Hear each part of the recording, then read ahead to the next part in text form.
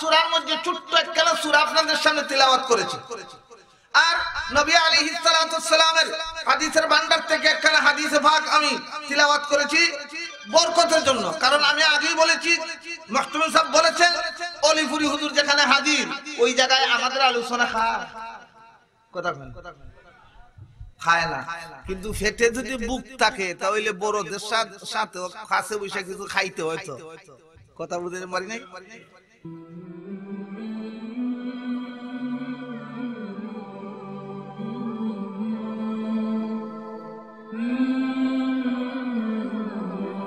মাদ্রাসার কিছু মুখশুদের ব্যাপার আছে না, এই জন্য সূরাতুল আসরে আল্লাহ কসম খাইছেন। কেন আল্লাহ কসম খাইলেন? কসম এই গায়রুল্লাহর নামে কসম জায়েজ না না জায়েজ এই ব্যাখ্যাও আমি দেওয়ার সময় আমার হাতে।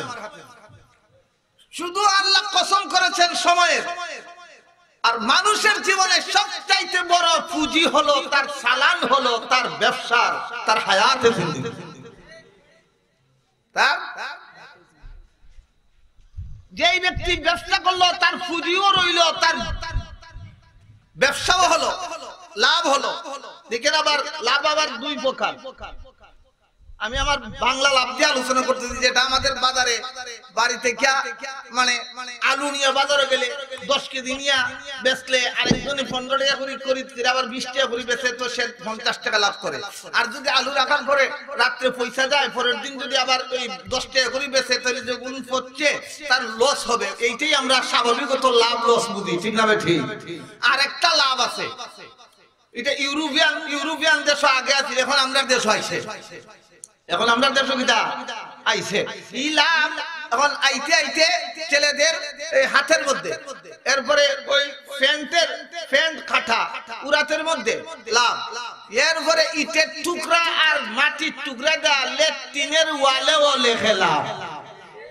আস্তাগফিরুল্লাহ, এই লাভের কথা আমি বলবো না, ওদিকে আমি যাব না। তো লাভ লস আমাদেরকে আল্লাহ তাবারক ওয়া তাআলা এই দুনিয়ার জমিনে দুইটা জিনিস দিয়ে পাঠাইছেন। কয়টা জিনিস দিয়ে? আমার কথা বুঝেন? টান তো কিছু দিতে পারি, কিন্তু টান দিব কেন? ওনাকে তুই তো এখন টান দেওয়ার সময় না, এর লাগে স্বাভাবিক গতিতে মাত্র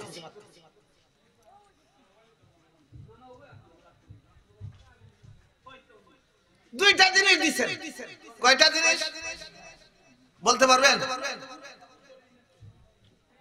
কালি তুই ইউটিউবের চ্যানেলই চালাইবেন আর খার ওয়াজ কাইটা খার সাথে টাক্কর লাগাই দিতে তুই চিন্তা করতে হবে।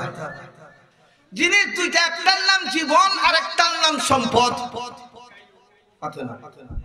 একটার নাম কিটা? হায়াতের জীবন, আর একটার নাম জীবন। মুহাম্মদুর রাসূলুল্লাহ সাল্লাল্লাহু আলাইহি ওয়াসাল্লামকে মক্কার মানুষরা বলে মুহাম্মদ ক্ষতিগ্রস্ত, সাইয়্যিদনা আবু বকর সিদ্দিককে বলে মানুষ ক্ষতিগ্রস্ত।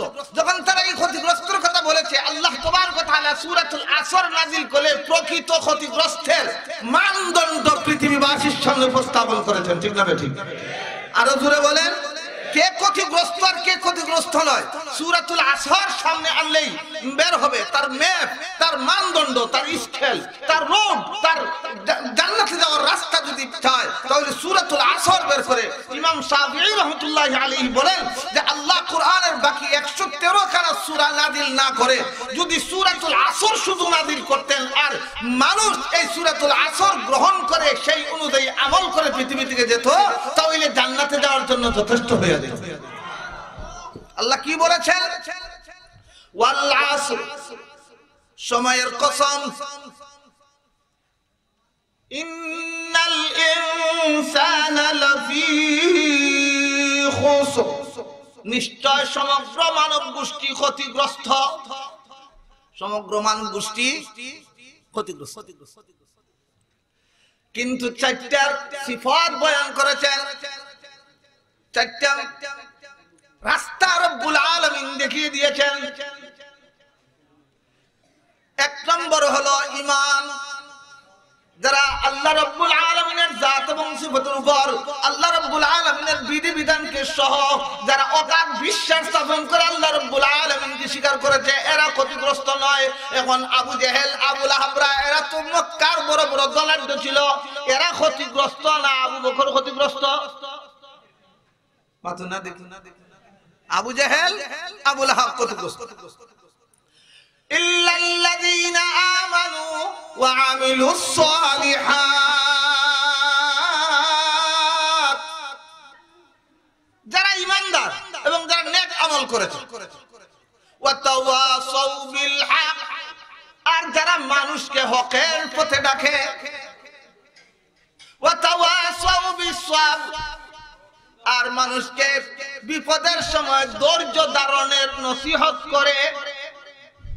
এলো দুইটা যে করে তার নিজের দুইটা অপরের ওই চারটে গুণ যে মানুষ অর্জন করে পৃথিবীর জগৎ থেকে যাবে, সে যদিও দুনিয়ার জগতে কিছু কষ্ট, কিছু ক্লান্তি, কিছু হাত করা লাগবে, কিছু ধাক্কা খাবে, কিছু গালি শুনতে হবে, কিছু মানুষ তিরস্কার করবে, কালকে অনন্তকালের জীবনে ওই চার ওই গুণওয়ালা মানুষটা আল্লাহর চিরস্থায়ী জান্নাতে বসবাস করবে।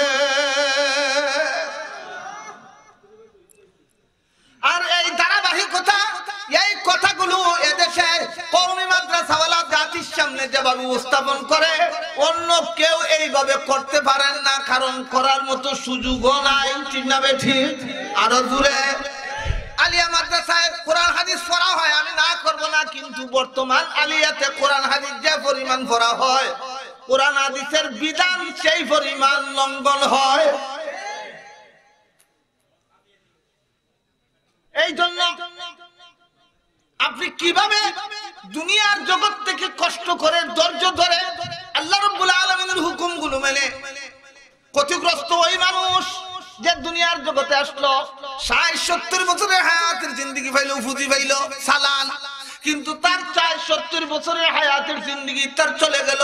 আজরাইল আলাইহিস সালাতু ওয়াস সালাম তার কাছে চলে আসলেন, তার ফুজিও গেল, তার ব্যবসাও গেল। ঠিক না বেঠিক?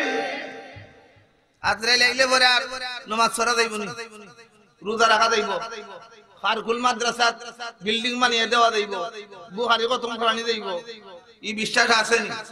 দেখার বিশ্বাস আছে, হাত তুলুন চাই। আজরাইল আইলে পরে আর এগুলা সম্ভব নাই। আজরাইল আইলে আর কোনো আমল করা যাইব নি? তাহলে হাত তুলতে অসুবিধা নেই, সন্দেহ আছে? যারা হাত তুলছেন, আমার আল্লাহর হুকুম মানি, আমার নবীর তরিকা মানিয়া দুনিয়ার থেকে জান্নাতি জিন্দেগি লিয়া যাইতে রাজি আছেন? কেটা কেটা রাজি আছেন? আরো একটু দেখা উঠাইছেন নি? যারা উঠাইছেন এরা ইয়াকিনের সাথে উঠাইছেন তো। তাহলে আমার নবী মুহাম্মদ রাসূলুল্লাহ সাল্লাল্লাহু আলাইহি ওয়াসাল্লামের একটা তরিকা, ছোট্ট একটা তরিকার উপর আমলের জন্য আপনাদেরকে বলবো, আপনারা সামনে একটু আগান, আধা মিনিট সামনে একটু আগান। যারা সিঁড়িতে বসে আছেন, যদি ডাক্তারি কোনো অসুবিধা না হয়, তাহলে আপনি জায়গা সামনে রেখে উপরে বসবেন। কেন? উপরে তো বসার কথা নয়। আর ওইদিকে যারা দাঁড়িয়ে আছেন, তার যেহেতু বসার জায়গা আছে, দাঁড়িয়ে থাকার কথা নয়। আর যারা সিঁড়িতে বসছেন, তারাও সিঁড়িতে বসার কথা নয়। কইছি সামনে যে একটু আগাইতেন। লা ইলাহা ইল্লাল্লাহ,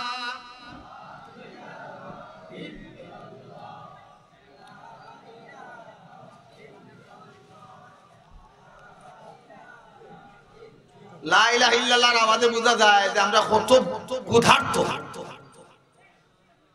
ভাই একটু আওয়াজ দিয়ে বলেন না, লা ইলাহা ইল্লাল্লাহ।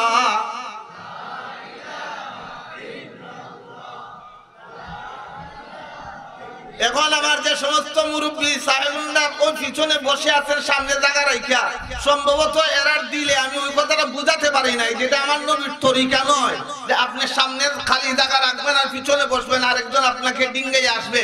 এটা আমার নবীর তরিকা নয়। এই কথা সম্ভবত ওই কোনা যারা বসে আছেন এদেরকে বুঝাতে পারি নাই, আর ওই দিকে যারা আছেন, সিঁড়িতে যারা আছেন, তাদেরকে আমি বুঝাতে পারি নাই। আল্লাহ আমার এই দুর্বলতাকে মাফ করে দিক। আর যারা বুঝেন নাই তাদেরকে আল্লাহ বুঝার তৌফিক দেন। নবীর একটা ছোট্ট তরিকা 100 শহীদের চাইতে দাম। প্রিয় হাজিরিন, তা আমি যে কথাটা বলতেছিলাম, আমরা একটা ব্যবসার মধ্যে আছি। ব্যবসার মধ্যে আমাদের চালানটা হলো, আমাদের পুঁজিটা হলো আমাদের হায়াতের জীবন।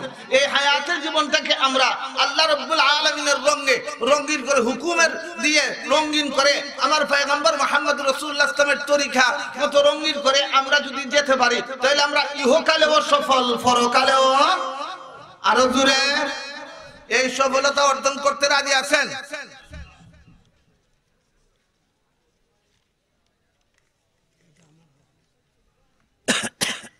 আমারে কোন উঠকে দাও, আমি আমার গতিতে আমার গলায় না বলাই আপা তুমি আর আমরা এই ব্যবসাটা করতে রাজি আছি তো ভাই। কার সঙ্গে ব্যবসা করব? জোরে বলেন, আরো জোরে বলেন, আরো জোরে বলেন। কার সঙ্গে ব্যবসা করব? কিসের বিনিময়ে ব্যবসা করব? আমরা আমাদের হায়াতের জীবন দিয়া, আমরা আমাদের সম্পদ দিয়া আল্লাহর সঙ্গে ব্যবসা করব। ফলাফল আমরা আল্লাহর পক্ষ থেকে পাইব জান্নাত। কি পাইব?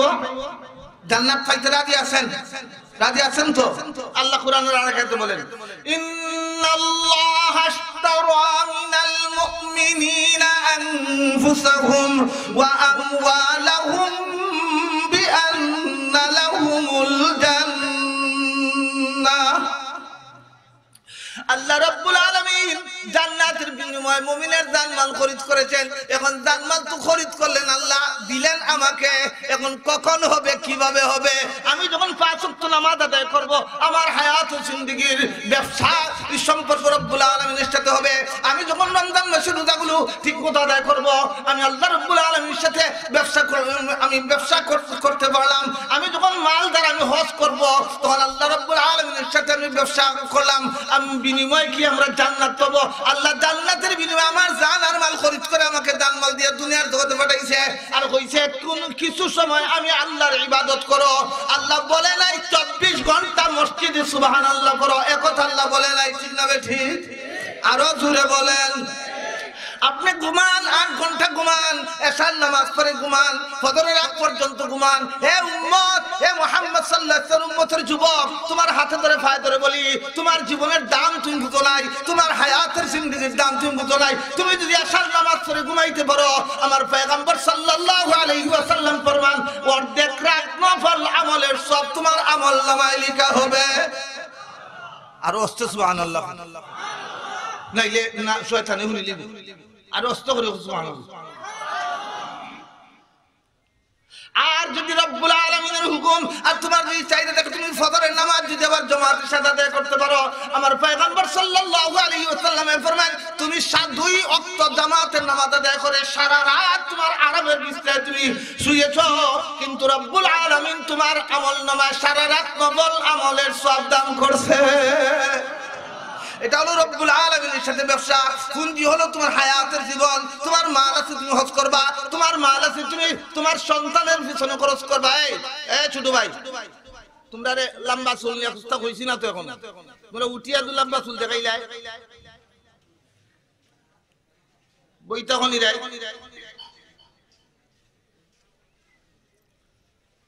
প্যারে হাজিরিন, আমার পয়গম্বর সাল্লাল্লাহু আলাইহি ওয়াসাল্লামের কথা মতো আমার পুঁজি হলো আমার জীবন। আমার জীবন তো চলে যাইতেছে। জীবনটা হলো এইভাবে, একজন বরাফ ব্যবসায়ীর মতো। বরাফ ব্যবসায়ী বুঝুননি? বরাফ বুঝুন না? আইস বুঝুন না? আইস বেটা আইসক্রিম লইছে কের ভিতরে, বাক্সর ভিতরে লইয়া দয়ামির বাজার থেকে বুসগাঁও থেকে ঢুকছে। ঢুকে গিয়া দেখে ন বেদের বাচ্চা সাপ না চায়, তার যে আইস আছে এটা বুলি লেছে। ওই সাপের নাচ দেখে, গুরকার নাচ, আরো কিতা কিতা সাপের নাচ দেখে। দেখতে দেখতে কারবার শেষ। বরাব গলতেছে না আস্তে আছে? গলতেছে নি তো ওইখানে শেষ। এরপরে গেছে গিয়া দেখে এক যুবতী আর এক যুবকে গান গায়। হে গানের পিছনে লাগছে। সূর্য পশ্চিম দিকে ডুলছে। এখন তার আইসের বাক্স আইস আছে তো? হ্যাঁ, এখন যদি সে সারাদিন চিৎকার করে আমার আইস নষ্ট হয়ে গেল, তাহলে ফায়দা হবে?